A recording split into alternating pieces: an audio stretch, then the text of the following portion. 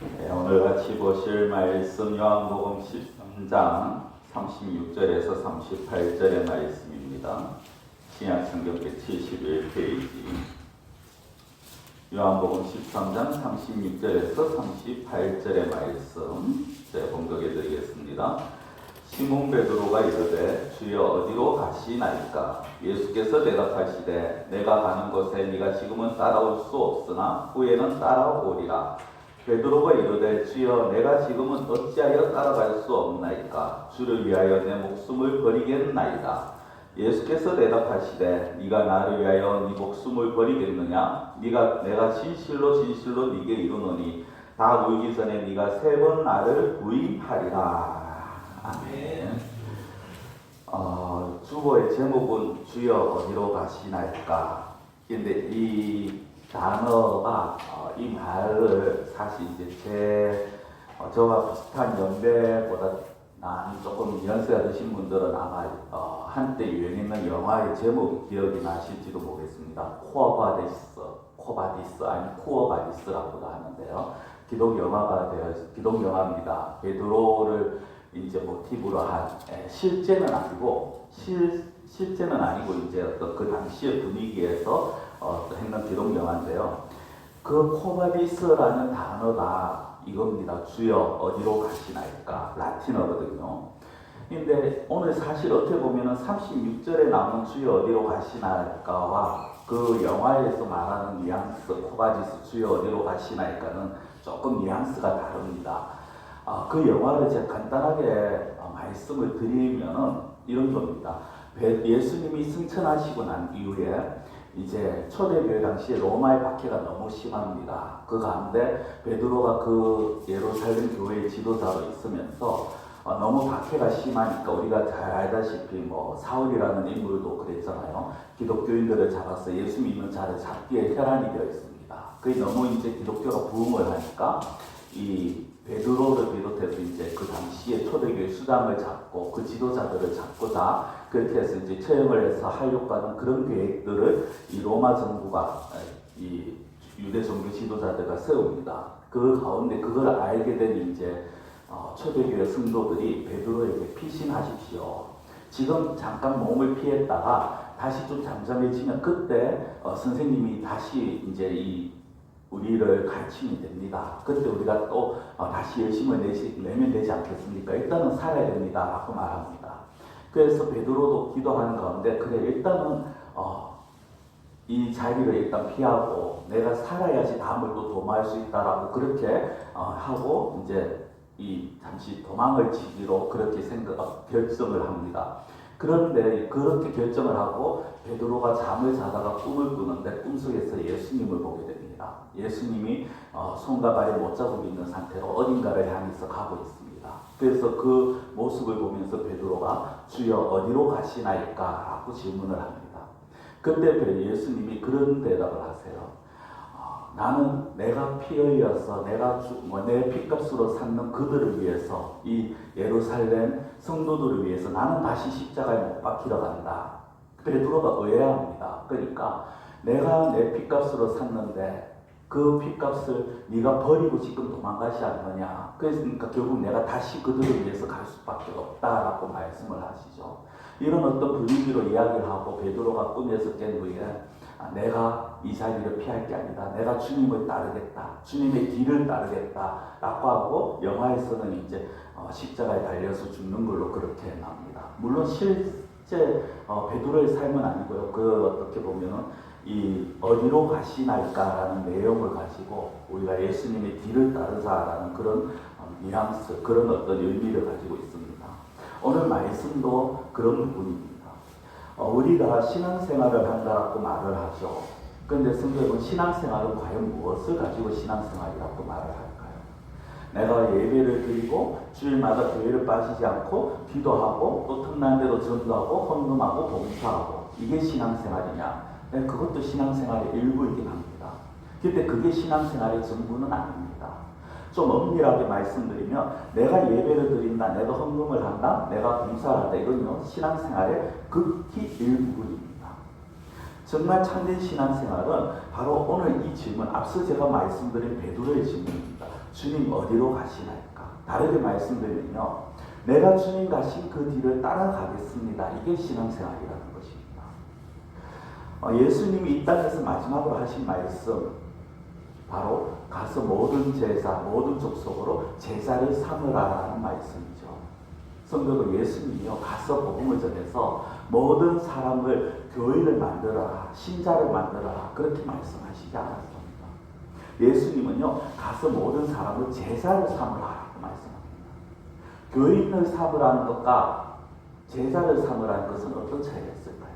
신자가 된다는 것과 제자가 된다는 건 어떤 차이가 있을까요? 신자가 된다는 건요, 나 교회 다녀 이러면 신자입니다. 나 성당 다녀 이러면 천주교 신자고요. 나 절 다녀 이러면 불교 신자입니다. 그런데 제자가 된다는 건 그렇지 않습니다. 제자가 된다는 건요, 스승이 있다라는 것입니다. 그리고 그 스승의 뒤를 따르는 게 제자가 되는 겁니다. 뒤를 따른다라는 건 그 스승을 발자취를 따라간다라는 거예요. 그 스승의 말을 듣는다라는 겁니다. 그러면 우리의 스승은 누굽니까? 예수님이죠. 제가 지난 수요일도 그 말씀을 드렸습니다만, 제자는 스승을 닮아가는 자가 제자입니다. 스승의 발자취를 따라가는 자가 제자입니다. 스승이 하는 일을 그대로 하는 자가 제자입니다.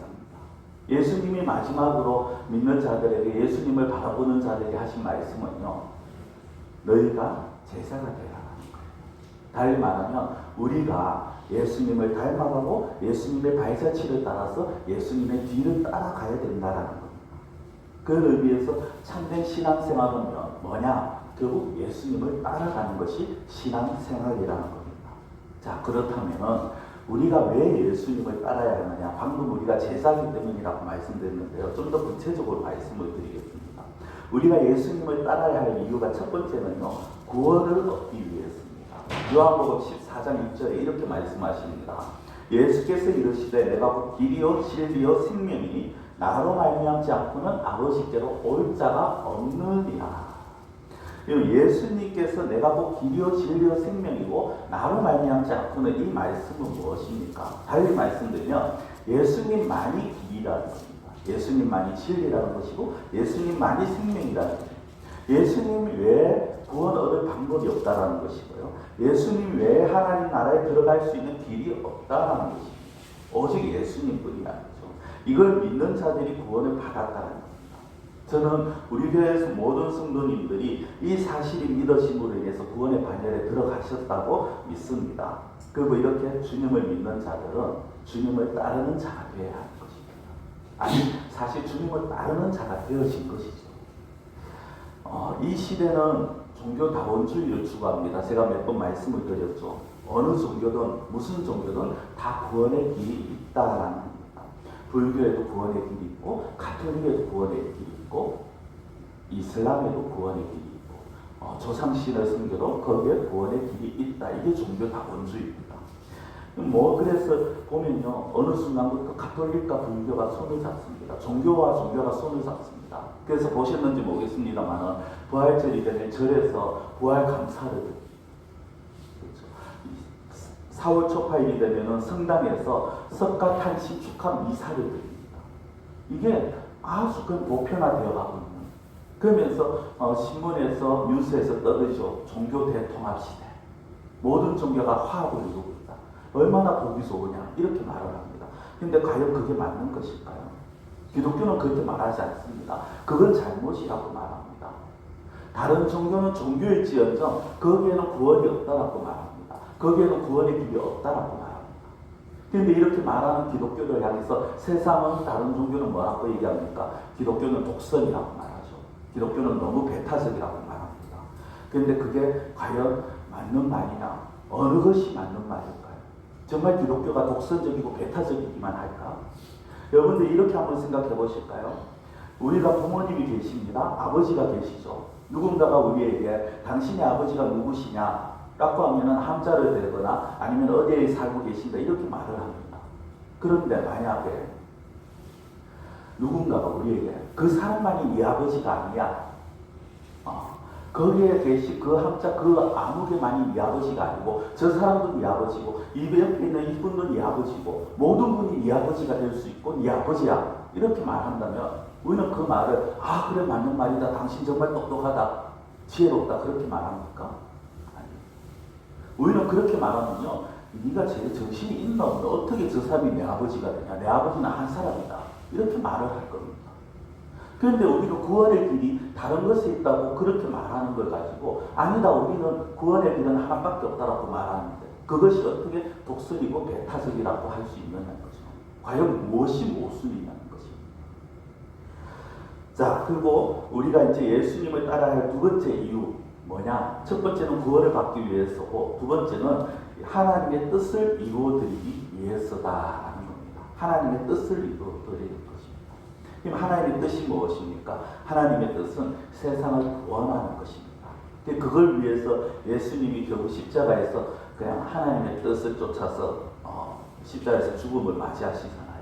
그 길이 너무 고통스러워서 때로는 그 고통스럽기 때문에 십자가의 지기에 앞서서 정말 어떻게 보면은 하나님 앞에 피땀을 쏟으며 기도하셨지만 그러나 결국 하나님이 원하시는 것이니까 하나님이 바라시는 것이니까 그 뜻에 순종하면서 자신을 희생하신 겁니다. 여러분 신앙생활의 궁극적인 목적이 바로 여기에 있습니다. 내가 구원받기 위해서 신앙생활한다. 이거는요 반쪽짜리 신앙생활입니다. 내가 구원받기 위해서 내가 하나님 나라에 가기 위해서 신앙생활한다. 반쪽짜리라는 거예요. 그 나머지 반쪽은 어디에 있습니까? 나머지를 완전히 다 채우기 위해서 어떻게 됩니까? 그렇게 구원하신 하나님의 뜻이 어디에 있느냐를 아는 것입니다. 나를 구원하신 하나님의 뜻이 어디에 있을까? 하나님의 뜻은요, 나 하나를 구원하고 나를 위한 하나님 나라에 부르는 그것으로 끝이 아닙니다. 하나님의 뜻은 저와 여러분들을 구원하시고 저와 여러분들 통해서 우리 주변에 있는 우리 이웃을, 우리 가족을 하나님 앞으로 돌아오게 하시기 위해서 저와 여러분들을 먼저 구원하신 겁니다. 우리가 이제 우리의 시각을 이 하나님의 뜻에 돌려야 돼요. 그래서 하나님 나 같은 거 구원해 주시니 감사합니다. 이제 저를 통해서 하시고자 하시는 하나님의 뜻을 알게 하시고 그 하나님의 뜻을 이루기 위해서 저를 사용하여 주시옵소서. 하나님 원하시는 대로 제가 순종하겠습니다. 이렇게 나가야 된다는 것입니다. 성도 여러분, 좀 죄송한 표현입니다만 구원받는 것에만 목적이 있다면요. 그리고 그게 신앙생활의 전부로만 하신다면 그거는 너무 천박한 신앙생활입니다. 좀 죄송합니다. 뒤에 거슬릴지 모르겠지만 그게 전부라고 생각하셨다면요. 그건 너무 수준 낮은 신앙생활이라는 거예요. 우리는 그 정도의 어떤 수준 낮고 천박한 신앙생활을 이제는 벗어나야 되죠. 1년, 2년 다니셨으면 그럴 수 있다고 봅니다. 그러나 몇십 년을 믿으면서도 그것이 전부이냐 그렇게 생각하시면 안 된다. 이제는요 좀 올바른 그리고 좀 더 성숙한 그런 신앙생활을 우리가 해야 되지 않겠느냐는 거죠. 자, 그렇게 이제 따라가야 되는 예수님을 따라가야 됩니다. 베드로도 예수님을 따르려고 합니다. 그래서 예수님을 따르기 위해서 예수님에게 어디로 가십니까? 라고 질문을 합니다. 이제 우리가 이때까지 받는 몇 주 거쳐서 본 것처럼 예수님이 내가 가야 할 길 하고 말씀을 하시잖아요. 예수님에게 주여 어디로 가시나이까 묻습니다. 33절, 36절에서 묻는데 예수님의 대답이 좀 황당합니다. 36절 다시 보시면요. 중간에 이렇게 나옵니다. 예수께서 대답하시되 내가 가는 곳에 네가 지금은 따라올 수 없으나. 성도는 이게 무슨 말씀이냐면요. 제가 따라가겠습니다. 예수님이 어디로 가든지 제가 지금 예수님을 따라가겠습니다. 아주 자신감 있게 말하는 베드로에게 기세등등하게 말하는 베드로에게 어디 가십니까? 그렇게 질문하는 베드로에게 네가 절대 따라올 수 없다라고 말씀하십니다. 왜 이렇게 대답하셨습니까? 왜 그렇게 아이고 우리 같으면 어떻습니까? 그래 고맙다. 네가 나 따라와준다고 그래 정말 잘 따라와야 돼. 이렇게 말씀하시면 참 좋겠는데 예수님은요 네가 나 따라온다고? 아니 너 절대 나 못 따라와. 지금 너 절대 나 못 따라와. 그렇게 말씀을 하신다는 거예요. 왜 그런 대답을 하셨을까? 그거는 예수님이 보셨을 때 이 베드로에게는요 예수님을 따르기에 정말 중요한 결격 사유가 있는 겁니다. 예수님을 따르기에 정말 어떻게 보면 부족한 부분이 있는 거예요. 그게 무엇이냐? 그거는요 우리가 사실 오늘 본문에서는 그게 직접적으로 딱 나오진 않아요. 그런데 예수님과 베드로의 대화를 보면 그게 무엇인지 우리가 짐작을 할 수 있습니다. 한 37절을 보시면요. 베드로가 이르되 주여 내가 지금은 어찌하여 따라갈 수 없나이까 주를 위하여 내 목숨을 버리겠나이다. 성도분, 이 말을 하는 베드로의 마음은 어떨 것 같습니까? 굉장히 자신감이 넘쳐 있어요. 그렇죠?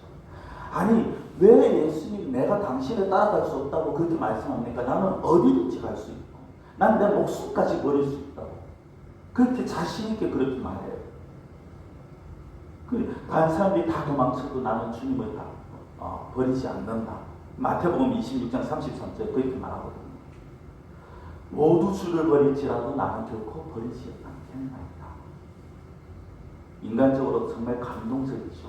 칭찬할 만한 모습이죠. 그런데 예수님이 보셨을 때는요, 이 베드로를 보신 예수님의 시각은요, 아직까지 그 안에서 살아남아있는 그 펄펄 뛰는 그 베드로의 자아가 보이고 있는 겁니다. 예수님을 따르지 못한다. 너는 결코 나를 따를 수 없다. 왜? 너는 지금 네가 하는 거는 어떻게 보면 네 힘으로 뭔가를 하려고 한다는 거예요. 그래서 38절에 보면요, 예수님께서 네가 3번 나를 부인한다라고 그렇게 예언을 하시죠. 난 절대 예수님을 버리지 않겠습니다. 내 목숨까지 버리겠습니다. 라고 말하던 베드로가 실제 어땠습니까? 예수님이 잡히자마자 도망치잖아요. 그리고 네가 예수와 같은 패거리 아니냐고 묻는 그 여성에게 3번이나 부인하잖아요. 마지막 3번째는 저주까지 하잖아요. 그 이유가 뭘까요? 왜 베드로가 그런 실패를 합니까? 가장 큰 이유는 자아가 살아있다는 거예요. 베드로의 자아가. 좀 우리 쉽게 얘기하면 베드로가 살아있다는 거죠.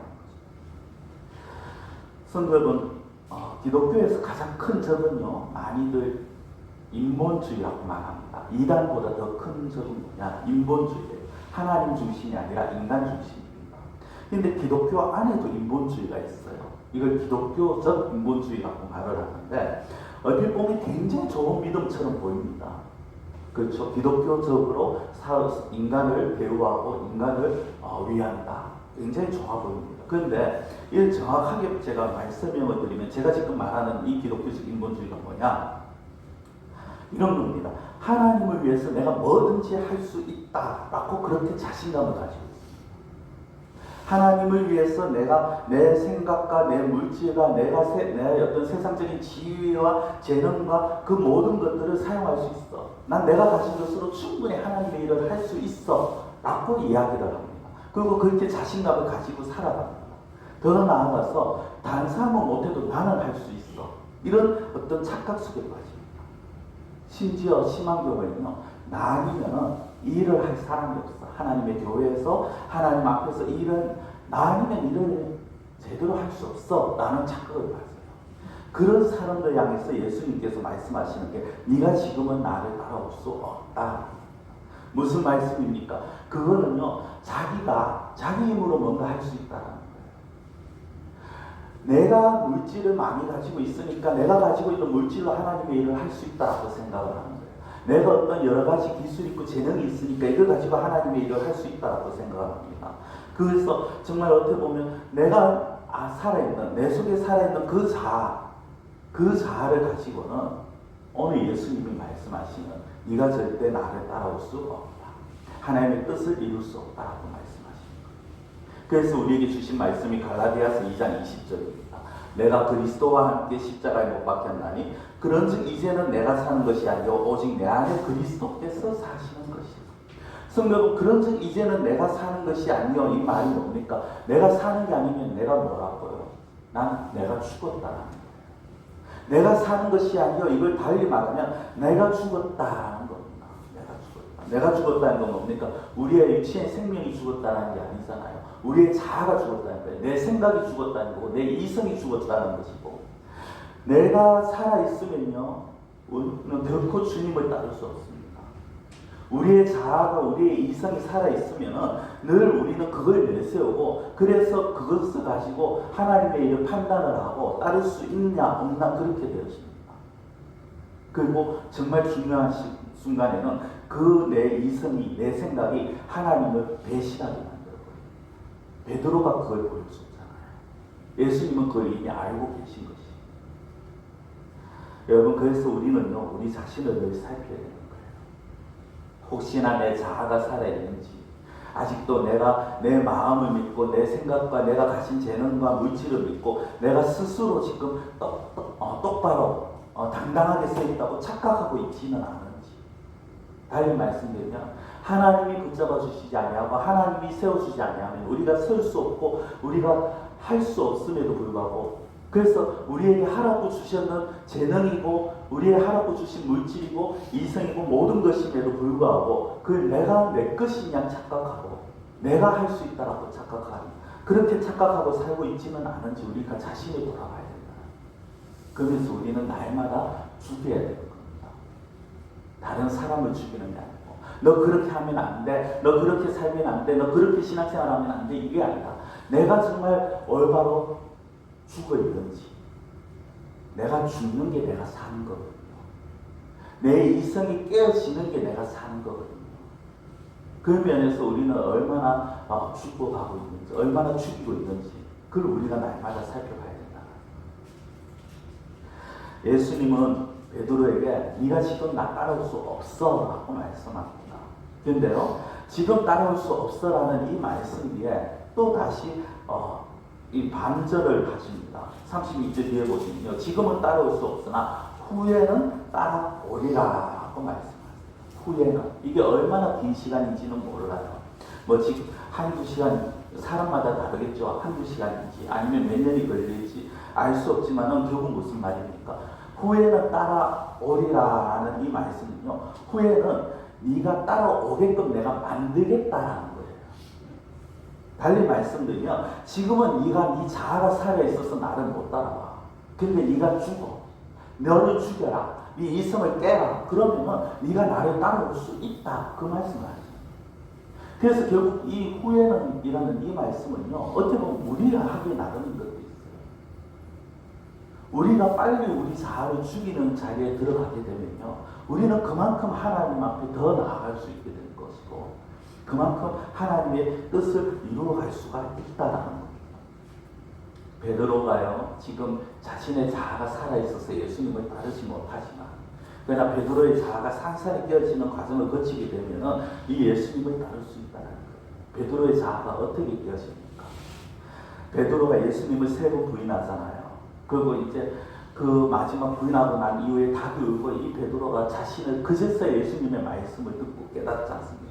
그러면서 회개하면서 그러나 결국 자기 고향으로 돌아갑니다. 갈릴리로 돌아가서 거기서 본업인 어부로서 살아가려고 했습니다. 그렇죠? 그 마음이 어땠을 것 같습니까?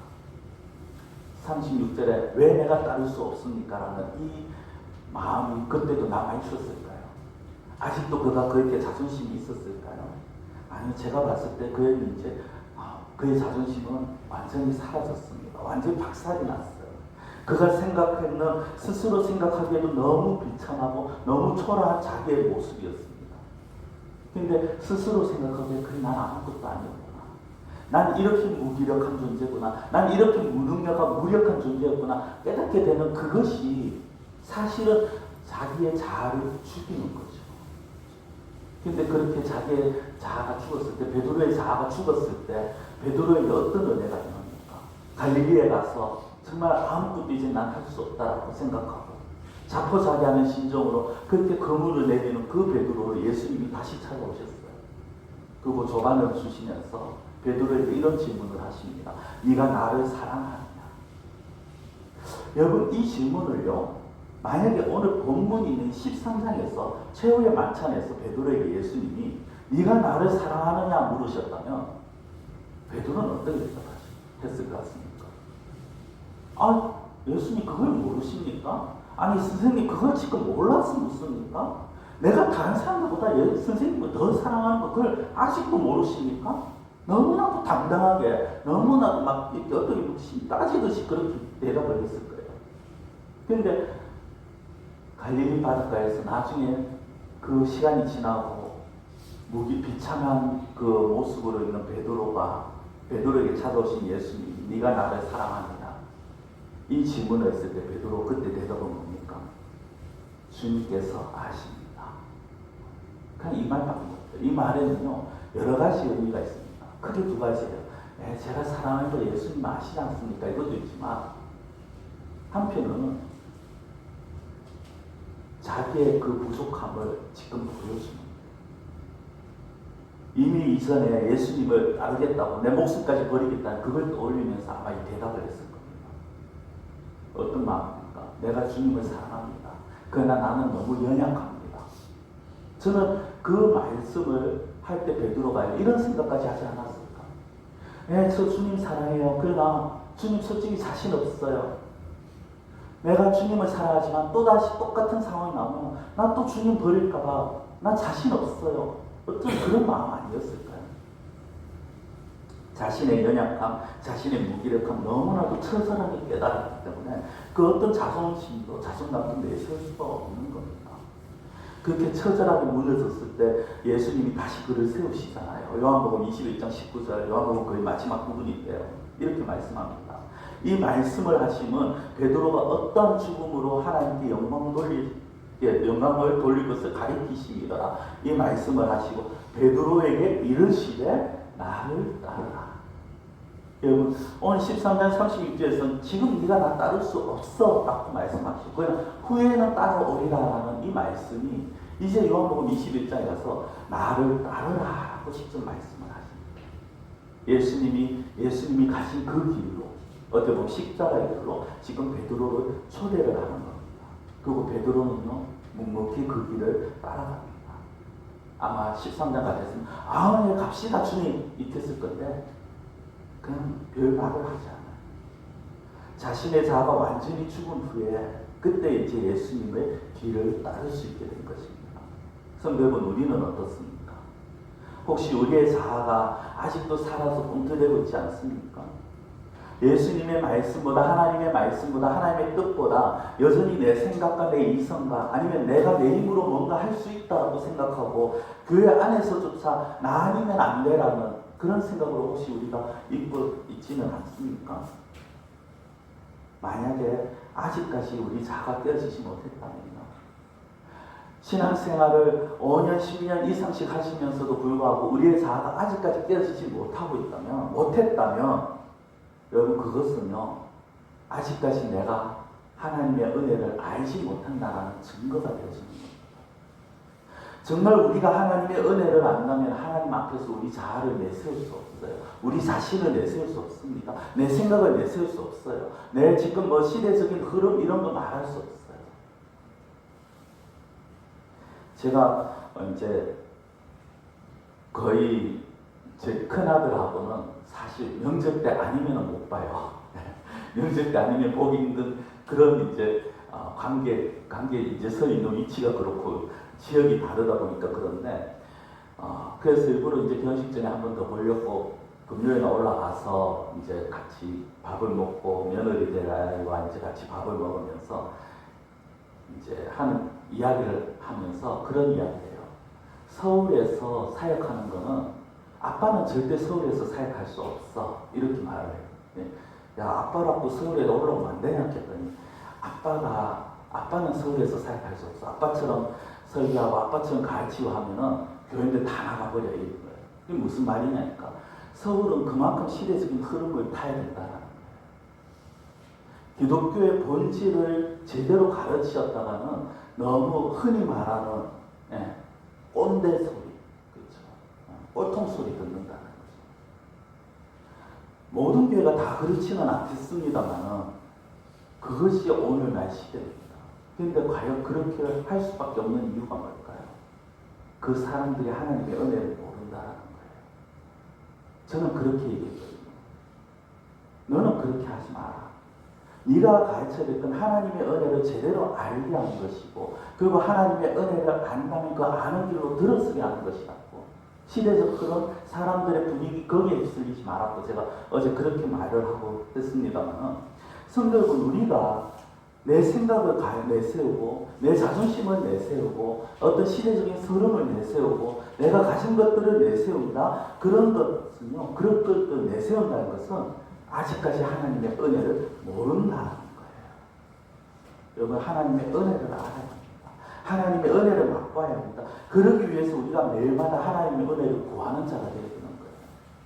여러분들 기도는 다른 게 아니에요. 우리가 물론 건강을 위해서 기도해야 됩니다. 물질을 위해서 기도해야 됩니다. 자녀를 위해서 기도해야 되죠. 근데 그게 다가 아니에요. 정말 중요한 기도는요. 하나님 내 자아를 죽여주시옵소서. 오늘도 내 자아를 죽이고 하나님의 뜻을 바라보면서 하나님의 영광을 위해서 살아가기를 원합니다. 이게 우리의 기도가 되어야 되는 거예요. 내 자아를 깨뜨리기 싫어. 아 싫어. 난 내 하고 싶은 대로 할 거야. 내 이성대로 살 거야. 내 욕심대로 할 거야. 내가 알아서 살아갈 거야. 여러분들 그렇게 하면 그렇게 될 것 같죠? 그게 마냥 편할 것 같죠? 죄송하지만요. 정말 하나님께서 그렇게 살아가는 자들은요. 하나님께서 그 자아를 강제로 깨고 있습니다. 네가 좋은 말 할 때 따라와.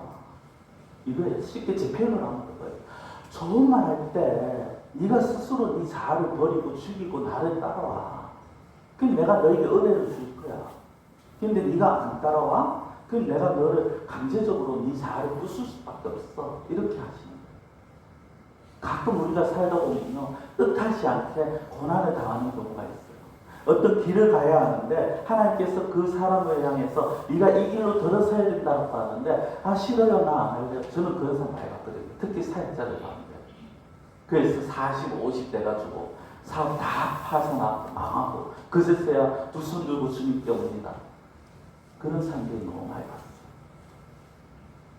성경은 물론 하나님께서 부르시는 위치가 다르고 부르시는 자리가 달라요. 그러나 중요한 건요. 우리가 어떤 위치 어떤 자리든 내 자아를 죽여야 된다는 거예요.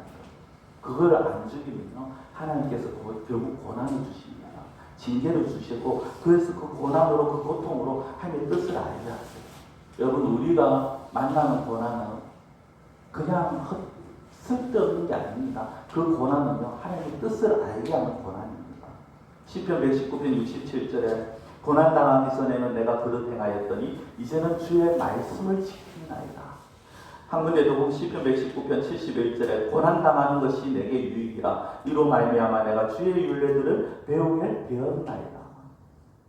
세상에 나가서 내가 지금 고통당하는 게 고난당하는 게 나에게 도움이 돼 나에게 이익이야 이렇게 하면요 손가락질하겠죠. 저기 교회 다니더니 드디어 미쳤다 하겠죠. 근데 그 고난이 오히려 우리로 하여금 하나님의 말씀을 알게 하고 하나님의 뜻을 알게 하는 거예요. 우리의 고난과 고통에는 하나님의 선하신 뜻이 있다는 것입니다. 말씀을 맺겠습니다. 성도는 주님을 따라갑시다. 주여 어디로 가시나이까? 이 질문은요 궁극적으로 주님이 가시는 그 길 저도 가기를 원합니다. 그리고 그것이 바로 하나님께서 우리를 부르신 목적입니다. 그것이 올바른 신앙생활인 겁니다. 물론 하나님께서 보셨을 때 지금은 아니야라고 하시는 분들 계실 수도 있고요. 그리고 아니야는 빨리 나를 따라서 일어나야 돼라고 하시는 분도 있겠죠. 중요한 거는 우리는 주님의 뒤를 따르는 자예요. 내가 원하든 원하지 않든 주님의 뒤를 따라가야 한다. 이거는 어쩔 수 없는 기독교적인 진리고 사실입니다. 그리고 그것이 신앙생활이고 그것이 하나님이 원하시는 길입니다. 이걸 위해서 우리의 자아를 깨뜨립시다. 그리고 우리의 자아를 죽이시고요. 내 생각에 맞지 않아도 주님께 순종합시다. 정말 하나님의 자녀다운 예수님의 제자다운 그런 멋진 삶을 살아가는 길은 내 자아를 죽이는 길입니다. 자아를 죽이고 멋진 신앙의 삶을 살아가시는 우리 성도님들이 되시기를 간절히 축원합니다. 제가 기도드리겠습니다. 사랑의 하나님 아버지, 주여 어디로 가시나이까? 베드로는 예수님의 그 길을 자신이 갈 수 있다라고 생각하고 너무나도 당당하게 말하였지만 그러나 베드로는 바로 자신이 할 수 없음을 깨닫게 되고 자신이 얼마나 무기력한 존재인가를 깨닫게 됩니다.